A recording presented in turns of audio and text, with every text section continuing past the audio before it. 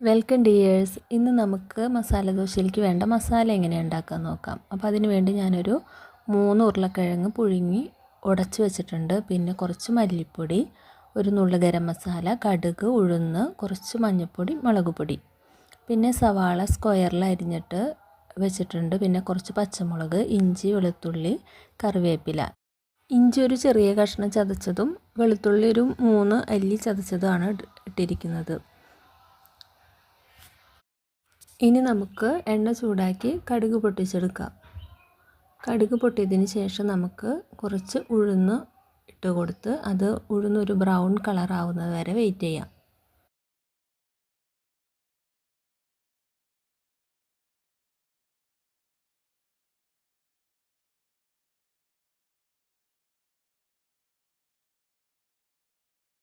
ഉഴുന്ന് brown colour ആയി കഴിഞ്ഞാൽ നമുക്ക് അരിഞ്ഞു വെച്ച് സവാള ചേർത്ത് കൊടുക്കാം. നല്ലതുപോലെ ഇളക്കി ആവശ്യത്തിന് വേണ്ട ഉപ്പൊക്കെ ചേർത്ത് യോജിപ്പിച്ചെടുക്കാം.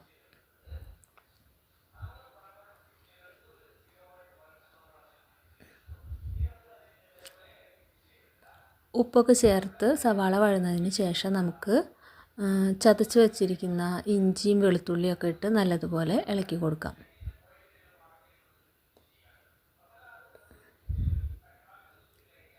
ആവശ്യത്തിന് വേണ്ട പച്ചമുളകും കറിവേപ്പിലയും ഒക്കെ ഇട്ട് നല്ലതുപോലെ അതൊന്ന് വാടി വരുന്ന വരെ ഇളക്കി കൊടുക്കാം.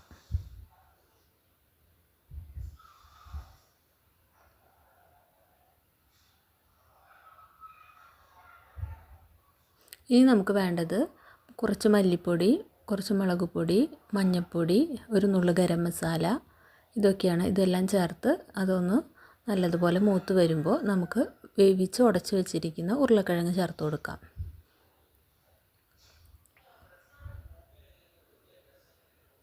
എന്നിട്ട് ഇത് നല്ലതുപോലെ ഒന്ന് മിക്സ് ചെയ്തെടുക്കാം. അപ്പോൾ നമുക്ക് മസാല ഒന്ന് കുഴമ്പ് രൂപത്തിൽ കിട്ടാനായിട്ട് നമുക്ക് ഇതിപ്പോൾ ഒരു ഇങ്ങനെ വിട്ടാണ് നിൽക്കുന്നത്. ഒന്ന് കുഴമ്പ് രൂപത്തിൽ കിട്ടാനായിട്ട് നമുക്ക് കുറച്ച് വെള്ളം ചേർത്ത് കൊടുക്കാം.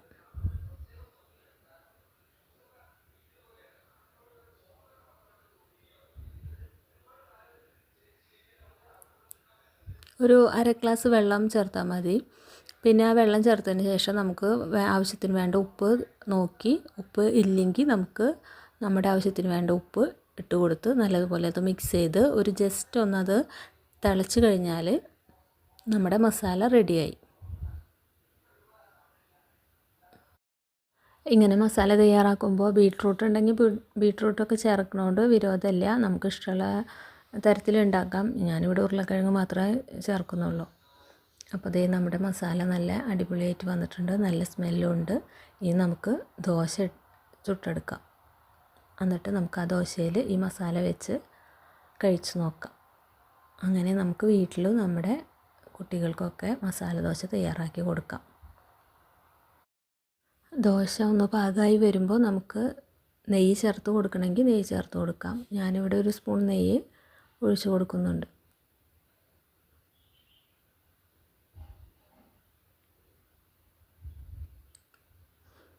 അങ്ങനെ നെയ്യൊക്കെ ഒഴിച്ച് നമ്മുടെ ദോശ അത്യാവശ്യം മൊരിഞ്ഞ് വരുന്ന സമയത്ത് നമുക്ക് നമ്മുടെ മസാല ഇട്ട് ഇത് നല്ലതുപോലെ മടക്കി നമുക്ക് ചുട്ടെടുക്കാം.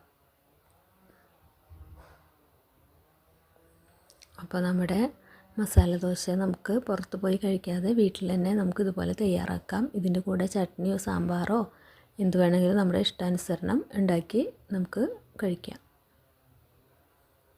ഞാനിവിടെ ഇപ്പോൾ ഈ മസാല ദോശ കഴിക്കാനായിട്ട് സാമ്പാർ മാത്രമേ ഉണ്ടാക്കിയിട്ടുള്ളൂ.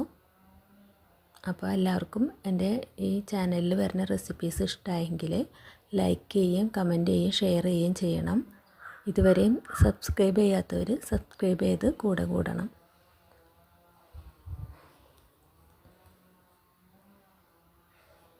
അപ്പോൾ ഇനിയൊരു നല്ല അടിപൊളി റെസിപ്പി ആയിട്ട് നമുക്ക് വീണ്ടും കാണാം. അപ്പോൾ ദേ നമ്മുടെ മസാല ദോശ ദേ ഞാൻ സാമ്പാറൊക്കെ കൂട്ടി കഴിക്കുകയാണ്. നല്ല ടേസ്റ്റാണ്. അപ്പോൾ എല്ലാവരും ഇതുപോലെ ട്രൈ ചെയ്യണം. അപ്പോൾ വീണ്ടും കാണാം. അപ്പോൾ എൻ്റെ ഈ വീഡിയോനെ പറ്റിയിട്ടുള്ള നിങ്ങളുടെ കമൻറ്റുകൾ ഞാൻ പ്രതീക്ഷിക്കുന്നു. അപ്പോൾ എല്ലാവരും ഈ വീഡിയോ കണ്ട് ലൈക്ക് ചെയ്യുകയും കമൻറ്റ് ചെയ്യുകയും ഷെയർ ചെയ്യുകയൊക്കെ ചെയ്യണേ.